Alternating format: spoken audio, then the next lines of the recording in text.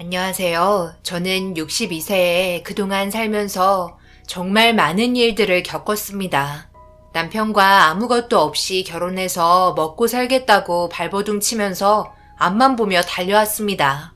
저희가 처음으로 시작한 건 동대문에서 작은 노점상 하나 차려서 토스트 만들어 팔며 출퇴근하는 사람들을 상대로 열심히 장사했어요. 그렇게 없이 살아오면서도 그래도 좋았던 건 남편과 뱃속에 있는 아이와 함께 할 수 있었고 부족하지만 웃으면서 행복하게 살아갈 수 있어서 결혼한 걸 후회하지 않았어요. 그렇게 뒤도 안 돌아보고 태어난 딸 뒷바라지 해주며 살다 보니 꼬깃꼬깃한 돈 차곡차곡 모아 집도 점점 넓혀갔고 노점상에서 한 평 남짓한 작은 매장 하나 차릴 수 있었습니다. 없이 시작하다 보니 조금씩 넓혀가며 저희 가족에게도 꽃피는 날이 가까워 오는 것 같아 더욱더 힘이 났어요. 바쁘게 살아온 만큼 어느덧 제 딸도 초등학생에서 고등학생이 될 정도로 세월은 빠르게 흘렀고 저희는 토스트 매장이 잘 되기 시작하면서 타 지역의 체인점까지 개업하게 되었습니다. 점점 넓혀가며 들어오는 수익은 가족의 삶에 많은 도움이 되었고 너무 많은 사랑을 받게 되면서 국내의 체인점 매장이 점점 많아지게 되었어요. 처음부터 이렇게까지 될 거라고 전혀 생각하지 못했었는데 어느덧 체인점은 국내에 10개 정도까지 넓혀지게 되었고 직원 수도 점점 많아지면서 동대문에서 노점상으로 토스트 하던 저희 매장의 변화에 과거에 고생했던 기억들이 떠올라 너무 감격스러워 눈물까지 흘렀었어요. 체인점이 많아질수록 들어오는 수익 또한 많았지만 그만큼 문제도 있었어요. 각자 운영 방식이 다르다 보니까 각 매장을 신경 써야 했고 고객 응대가 잘 이루어지지 않는 매장은 저희 토스트 매장 이미지에 직결타를 주게 되었습니다. 아무래도 철저한 관리가 필요할 것 같아 매장만 돌아다니며 따로 관리하는 직원을 고용했고 다행히도 꾸준한 관리로 인해 앞으로 모든 게 잘 해결될 것 같았어요. 그렇게 저희 가족은 없이 시작했지만 넓은 아파트로 이사를 갈 수 있었고 재산 또한 꽤 많이 보유할 수 있었습니다. 금전적으로 여유가 생기다 보니 딸의 뒷바라지도 문제없이 잘 해결할 수 있었어요. 충분한 여유는 삶의 인생을 완전히 바꾸어 놓았고 앞으로 저희가 운영하는 매장이 전국 곳곳에 들어설 수 있게 더욱더 많은 노력을 기울였습니다. 더 이상 바랄 것도 없었어요. 행복하게 살기만 바랬습니다. 과거에 힘들었던 그때로 돌아가고 싶지 않았어요. 그런데 왜 모든 건 바라는 대로 이루어지지 않을까요? 죽어라 고생하며 살아온 세월에 대한 보상이라고 생각했는데 그 기간이 너무나 짧았어요. 본사에서 만들어지는 재료에 위생상 문제가 생긴 상태로 전국에 있는 매장으로 퍼졌고 집단 식중독이라는 돌이킬 수 없는 결과를 가져오면서 모든 걸 배상해야만 했습니다. 그리고 회복되지 않는 저희 매장의 이미지로 인해 장기간 파리만 날리던 매장들이 줄줄이 폐업을 하게 되었고 그에 따른 피해는 저희에게 전부 돌아오게 되었어요. 어떻게든 방어하려 했지만 한번 잃은 민심은 돌아오지 않았습니다. 결국 저희 가족도 먹고 살기 힘들 정도로 위태로워지게 되었고 꿈만 같던 행복한 삶은 너무나 짧게 끝이 나고 말았어요. 결국 엄청나게 많은 빚더미로 인해 남편은 파산 신청을 하게 되면서 예전에 동네에서 아무것도 없이 시작했을 때와 똑같은 시점으로 돌아오게 되었고 남편과 저는 아무런 의욕도 없는 상태로 멍하니 앉아 있었어요. 처음부터 다시 시작하기가 힘들더라고요. 체력도 많이 떨어지게 되었고 다시 일으켜 세울 수 있을지조차 장담할 수 없어서 저희 가족에게는 희망보단 두려움만 남게 되었네요. 딸은 대학이 아닌 취업으로 진로를 바꾸게 되었지만 남편은 매일을 술로 의지하고 있었습니다. 맨날 술만 먹고 그러고 있으면 뭐가 좋아져요? 엄마는 그래도 식당에서 주방 일이라도 하고 계시죠. 아빠는 그게 뭐예요? 집안의 가장이면 실패를 한다고 해도 또다시 일어나야 하지 않겠어요? 그깟 돈 다시 벌면 되잖아요. 도대체 뭐가 두려워요? 저도 지금 열심히 일하고 있잖아요. 열심히 살면 모든 게 다시 좋아질 거니까 정신 좀 차려요. 그러지 못할 거면 차라리 사라지라고요. 너희 아빠가 그동안 얼마나 열심히 달려왔는지 너도 잘 알잖니. 한순간에 모든 걸 잃게 되니 그게 너무 힘이 들어서 그런 것 같다. 너와 나도 솔직히 힘든 건 마찬가지잖아. 우리 조금만 더 참고 기다려주자. 아빠도 오랜 시간 저렇게 있지는 않을 거야. 네가 이해 좀 해주거라. 언제까지 이해를 해달라는 거예요? 엄마도 아빠한테 돈 주지 마요. 술만 사 먹잖아요. 돈도 정말 끊으라고요. 이렇게 산지 벌써 1년이나 지났어요. 도대체 얼마나 더 기다려줘야 하는 건데요? 차라리 이럴 거면 각자 얼굴 안 보고 사는 게 훨씬 낫겠어요. 남편은 딸이 한 소리 했다고 술에 많이 취한 듯 눈물을 흘리기 시작했고, 그런 모습에 한숨만 쉬던 딸은 답답한지 다시 밖으로 나가버렸습니다.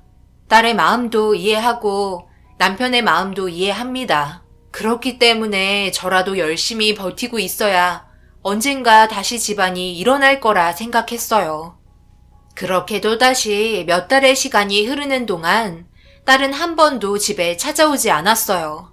그리고 남편은 점점 술에 의지하기보단 밖에서 먹고 살 수 있을 만한 일거리를 찾아 나섰고, 좋은 날이 다시 다가오길 매일 기도하면서 서로 각자의 위치에서 정말 열심히 살았습니다.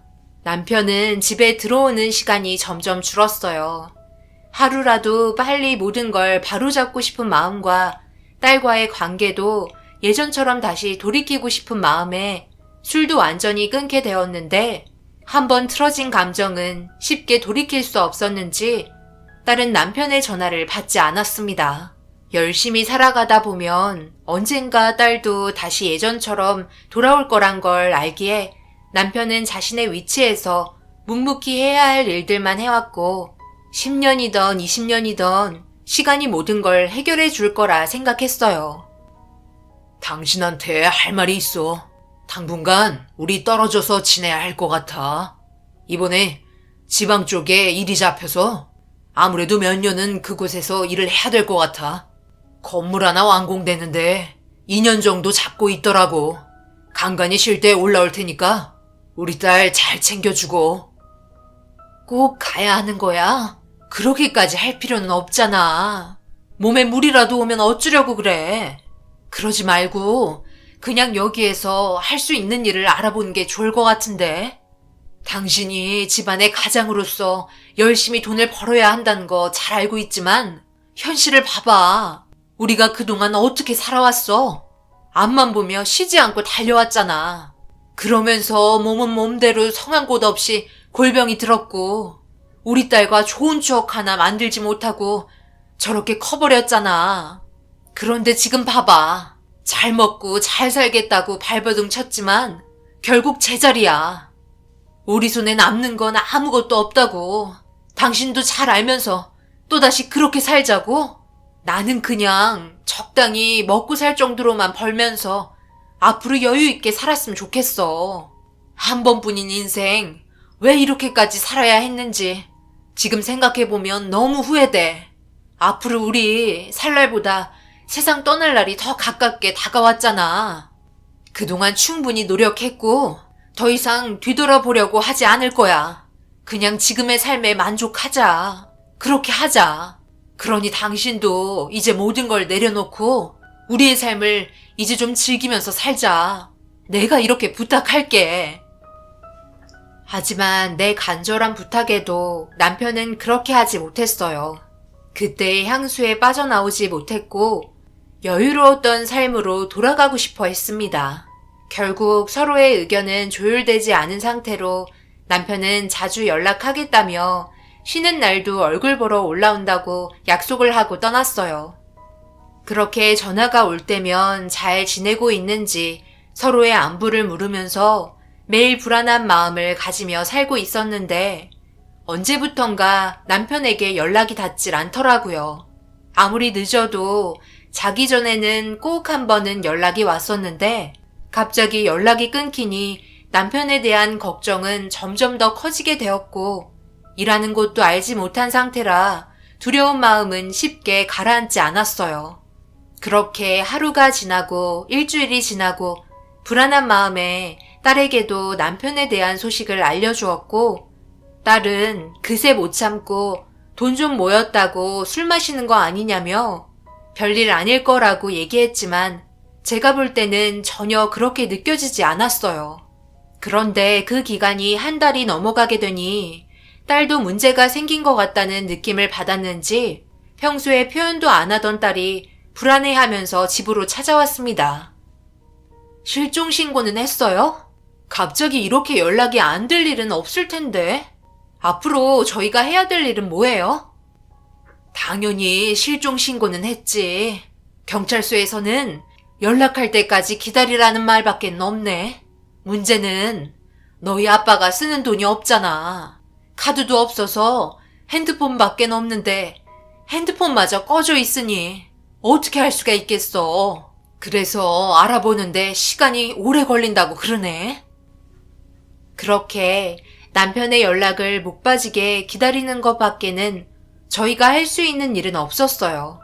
어느 정도 시간이 흐르면 어떤 소식이라도 접할 수 있을 거라 생각했는데 점점 더 길어지는 시간은 저희를 불안하게 만들었고 결국 경찰서에서 난리를 치는 상황까지 발생이 되었습니다. 경찰서에서도 현재 남편의 행방에 대해 최대한 열심히 조사하고 있지만 남편의 행적이 전혀 잡히지 않아 경찰분들도 답답할 뿐이라며 노력하고 있다는 말뿐이었고 아무것도 하지 못하는 상태로 그냥 경찰서에서 기다리고만 있을 수는 없어서 경찰분들이 알려준 남편이 일하던 곳으로 찾아갔습니다. 남편에게 문제가 있다고 생각한 시점에 퇴사 처리를 했다는 것만 알고 있어서 답답할 뿐이었어요. 그렇게 남편이 일하던 곳은 한창 공사 중이었고 궁금한 점들에 대해 물어봤지만 돌아오는 답변은 자기들도 모른다는 말뿐이었습니다. 경찰분들한테 충분히 설명했으니 더 이상 찾아오지 말라고 저와 딸을 내치며 막말을 퍼부었어요. 결국 아무것도 얻지 못한 상태로 허무하게 집으로 돌아와 언젠가 연락이 될 거라고 생각하며 하루하루 버틴 게 어느덧 5년이라는 세월이 흘러버렸습니다. 경찰분들도 포기를 한 상태 같았어요. 결국 아무런 행방도 알지 못한 상태로 포기하라는 말만 들을 수 있었고 그동안 남편이 꼭 돌아올 거라고 믿고 있었던 희망이 무너지는 순간 저는 그 자리에서 오열을 하고 말았습니다. 분명 어떠한 사고로 인해 문제가 생기게 되었다는 걸 알 수는 있었지만 찾지를 못하니 답답하기만 했고 그 긴 시간 동안 저 또한 제대로 된 삶을 살고 있던 게 아니었어요. 한평생 함께 있었던 배우자가 5년이라는 시간 동안 연락 한 통 없이 사라졌는데 제 마음이 문드러질 정도로 얼마나 힘이 들었겠어요. 딸도 내색은 안 했지만 몰래 눈물을 훔치고 있던 걸 몇 번이나 볼 정도로 저희에게는 너무나 괴로운 일들이었습니다. 이 문제 때문에 저희 딸은 저에게 결혼하고 싶은 남자가 있음에도 말도 못하고 괴로워하고 있었기 때문에 정신적으로 너무 힘이 들었었죠.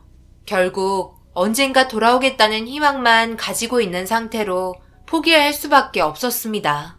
제가 눈 감기 전에 돌아올 거라 생각했어요. 딸의 인생까지 망칠 수 없었기 때문에 남편을 계속해서 기다리는 건 모두의 인생을 망치는 일이었어요. 그렇게 마음을 접고 딸에게 결혼할 남자의 얼굴을 보고 싶다고 얘기를 꺼내게 되었습니다. 괜찮겠어요? 제가 만나고 있는 남자와 정말 사랑하는 사이고 결혼까지 할 생각을 가지고 있어요. 그 사람도 저를 사랑하고 있기 때문에 지금까지 기다려준 거고요. 그 사람 부모님께서도 결혼 문제 때문에 많이 힘들어 하시고 계세요. 나이도 있는데 결혼은 점점 늦어지니까요. 딸도 걱정을 많이 하고 있었어요. 아빠가 없는 결혼식을 원하고 있지는 않았습니다. 제발 어디에서 살고 있으면 돌아와 주길 간절히 바랬고, 딸의 결혼을 진행하기 위해 처음으로 딸이 사랑하고 있는 남자의 얼굴을 보게 되었습니다. 첫인상과 온화한 표정은 저희 딸과 잘 어울리는 한 쌍이었고, 오랜 시간 기다려준 만큼 행복하게 살길 바라는 마음으로 앞으로 있을 둘의 결혼을 축하해 주었어요. 그렇게 남편이 없는 상견례 장소에 나가게 되었습니다. 딸과 결혼할 남자 측은 부족함 없이 잘 살고 있는 집안 같았어요. 제가 걸치고 있는 허름한 옷이 너무나 창피스러웠고 딸의 이미지를 깎아먹을까봐 고개를 들 수 없었습니다. 그런 모습을 저희 딸이 눈치채고 있었는지 저에 대해 좋은 말만 하기 시작했고 저희가 어떻게 살아왔었는지 예비 사돈분들에게 설명하기 시작했어요. 그런 일들이 있었어요? 에이구, 어쩌나. 사업이라는 게 정말 쉬운 게 아니에요. 더군다나 음식점 같은 경우 위생에 철저한 신경을 써야 하니 더 힘들죠. 참 안타깝지만 어쩌겠어요. 벌써 엎질러진 물이고 주워 담을 수 없잖아요. 현실을 받아들이고 열심히 살아가는 수밖에요. 제가 무슨 말을 해야 할지 모르겠네요. 저희도 사업 하나 하고 있는데요. 예전에 큰일이 하나 있었다니까요. 안사돈이 무언가를 말하려고 하는 순간 사돈 어른이 헛기침을 하면서 안사돈의 옆구리를 툭툭 찔렀고 순간 당황했는지 다른 말로 돌리기 시작하셨어요. 예비사위 또한 어색한 웃음으로 상황을 모면하려고 하는 것 같았습니다.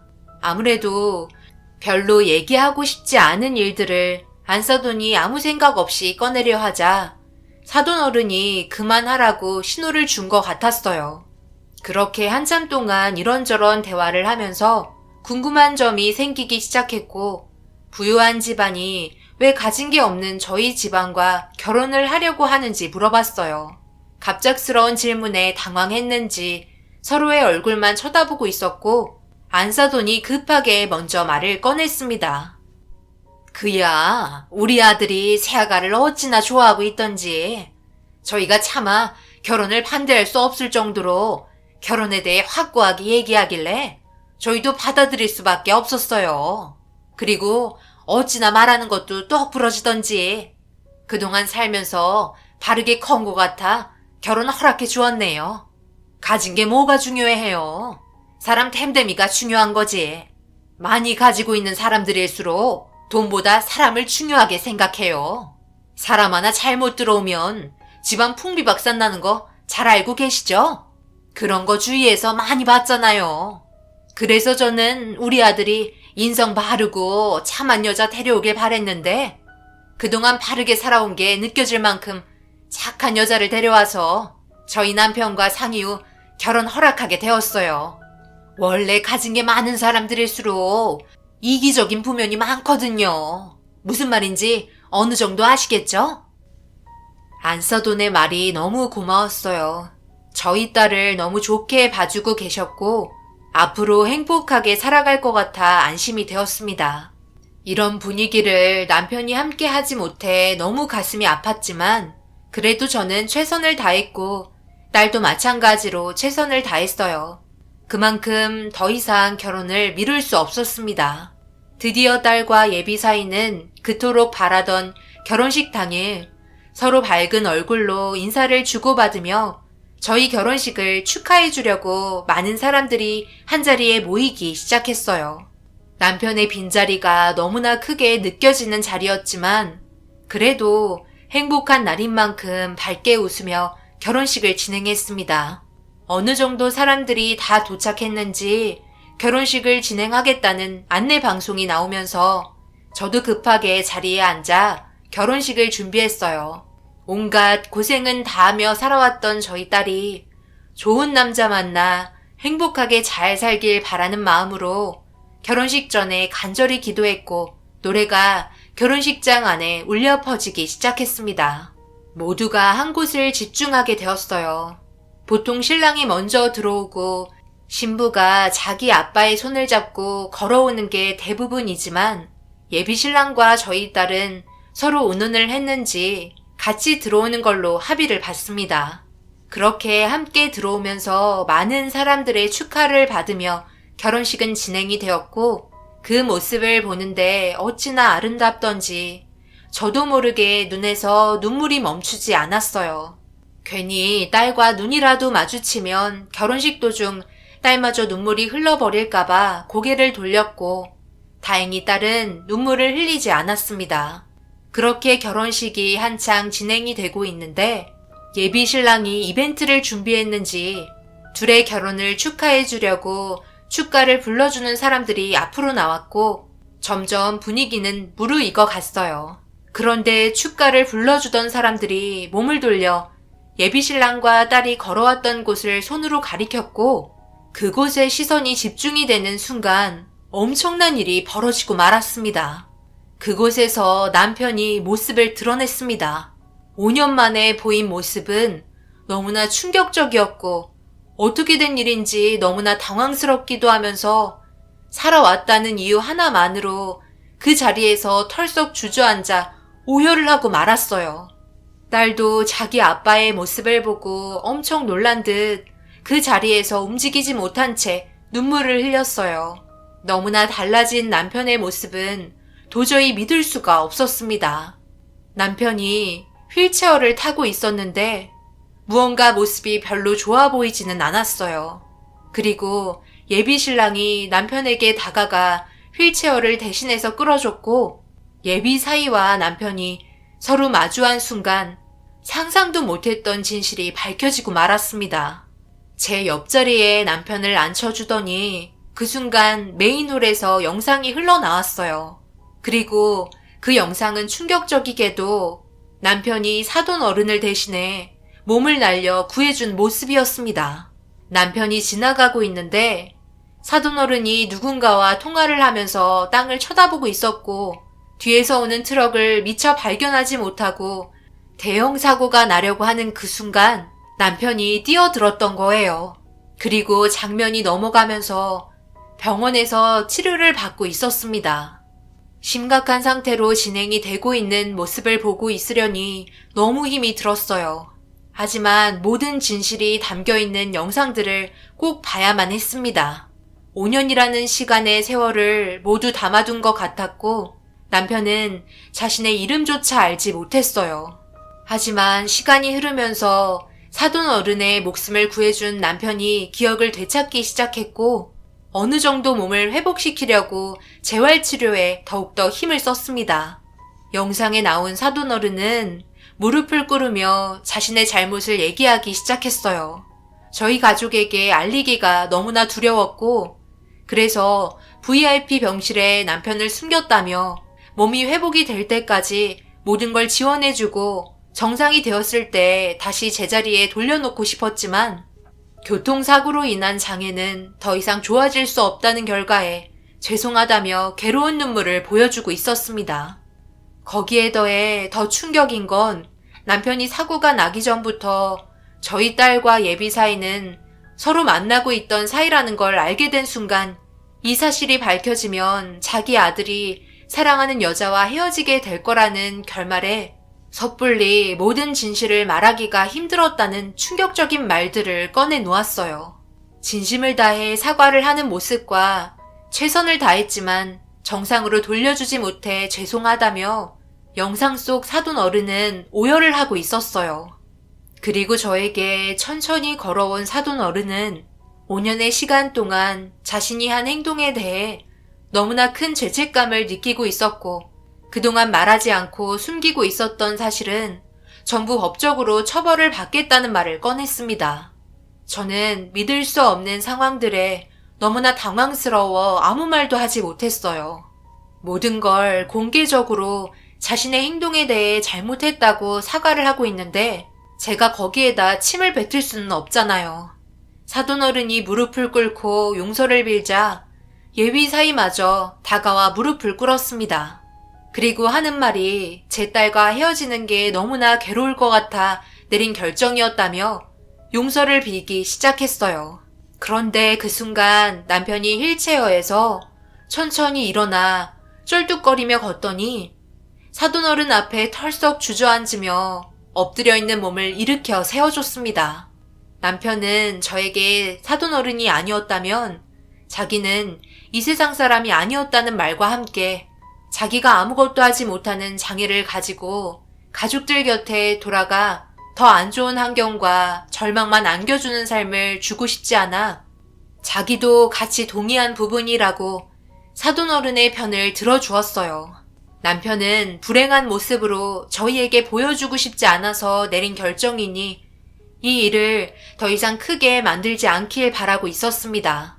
상황이 어찌 되었든 살아 돌아온 남편을 보니 제 마음이 어느 정도 안정이 되었고 어떤 마음으로 일을 진행했는지 충분히 이해할 수 있었어요. 남편은 딸을 바라보며 사랑하는 사람과 행복하게 살길 바라고 있었어요. 모든 사건은 자신이 내린 결정이었으니 사돈어른과 예비 사이는 잘못이 없다며 이 문제로 결혼식을 안 하겠다는 말은 하지 말라고 천천히 일어나 딸의 손을 잡아주었습니다. 제대로 버티며 서 있기가 힘든 듯 쓰러지려고 하는 남편을 예비 사이가 부축해 주었고 결혼식은 예정대로 진행이 되었어요. 그리고 남편은 저에게 서류 한 장을 내밀어 보여주었고 그 안에 들어있던 서류는 잘 사는 동네의 주소가 적힌 건물 서류였습니다.